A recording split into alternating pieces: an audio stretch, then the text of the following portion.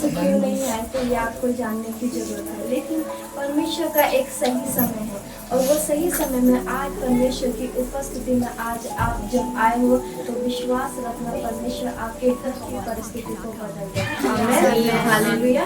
तो मैं नए लोगों का धन्यवाद करूंगी परमेश्वर की हजूरी में आए और सभी जोरदार तारीफ से नए परमेश्वर की उपस्थिति में सच में वो महान परमेश्वर सब कुछ करने के साथ पढ़ दीजिए, लेकिन 11 स्किप कर देना, 6 से 14 जोर से पढ़ना।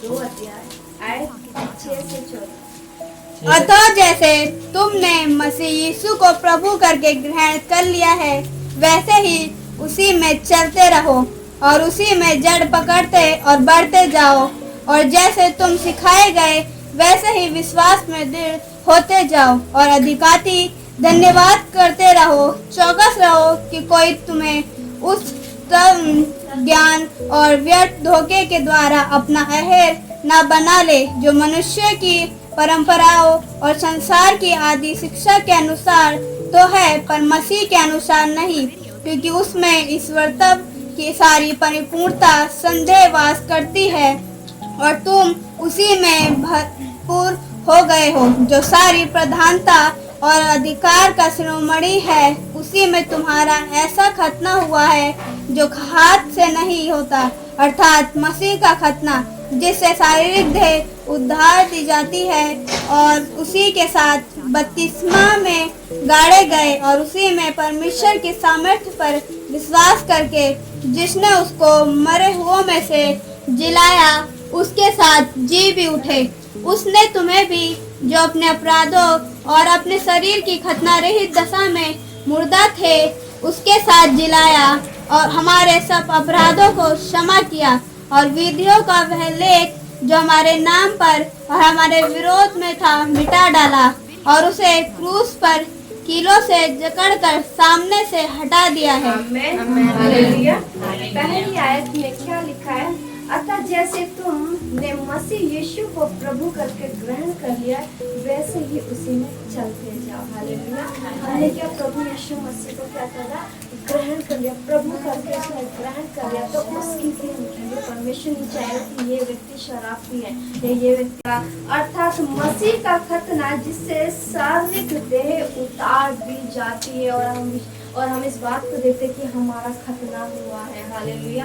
अगर हमारा खतना नहीं होता तो हम भी संसार की तरह एक दूसरे को गाली देते, लड़ाई झगड़े करते, पाप में पड़ गए थे। हालेलुया। बीमारी में पड़े थे, लेकिन हमारा जब खतना हुआ, पुराना मनुष्य का हमारा उतर गया है, तो हम नए मसीह में जी। हालेलुया। हमने उस नए मनुष्य तक को पहन लिया है। हालेलुया।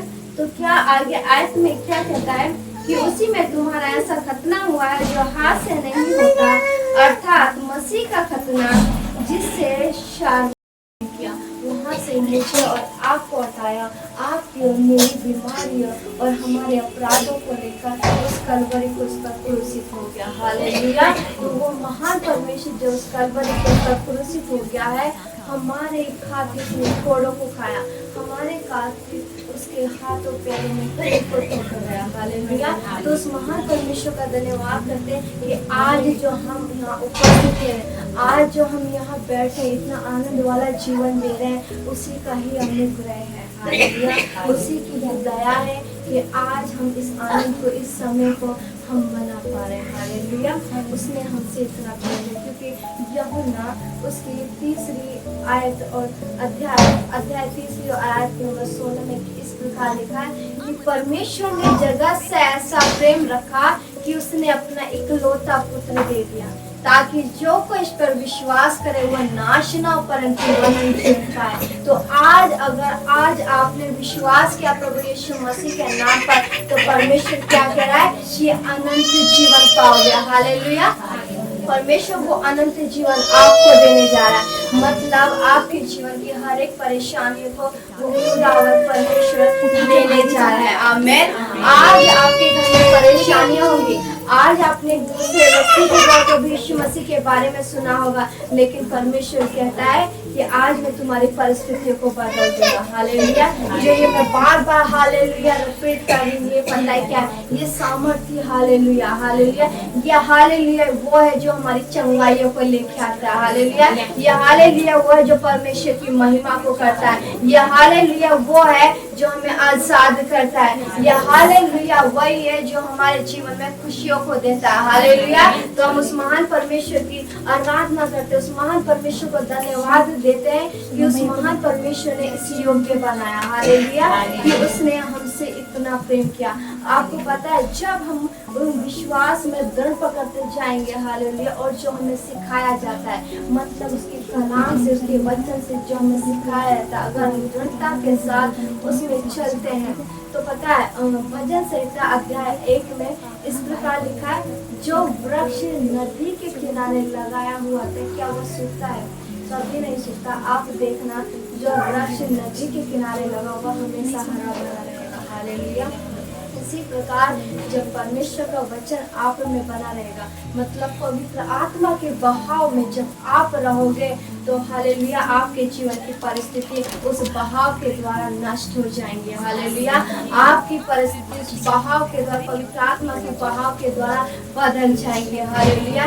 क्योंकि जब वो ऐसा महान सामर्थ्य परमेश्वर है जो मुझ में और आप में वास करता है, वो सब कुछ करने के सामर्थ्य रखता है। आमीन। हालेलुया। तो उस महान परमेश्वर का धन्यवाद करते हैं कि उसने हमसे प्रेम किया। मैं एक कुलुस्सियों आयत नंबर 1 उसकी 27 में मैं पूरा पढ़ना चाहूंगी। उसमें लिखा है, जिस पर परमेश्वर ने प्रकट करना चाहा कि उन्हें ज्ञात हो कि अन्य जातियों में उस भेद की महिमा का मूल्य क्या है।